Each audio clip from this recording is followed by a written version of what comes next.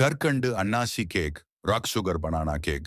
தேவையான பொருட்கள்: ஒரு முழு அன்னாசி பழம், தேவையான அளவு தண்ணீர், தேவையான அளவு கற்கண்டு, ராக் சுகர், 50 கிராம் சோள மாவு, கார்ன் ஸ்டார்ச், தேவையான அளவு உலர்ந்த தேங்காய் துருவல், டிசைகேட் கோகனட். செய்முறை: 1. அன்னாசி பழத்தின் தோலை நீக்கி சிறிய துண்டுகளாக நறுக்கவும். சிறிதளவு தண்ணீர் சேர்த்து மிக்சியில் நன்றாக அரைத்து சாறாக மாற்றவும். 2. அன்னாசி சாறை வடிகட்டி ஒரு பாத்திரத்தில் அல்லது வாணலியில் ஊற்றவும். பிறகு 3.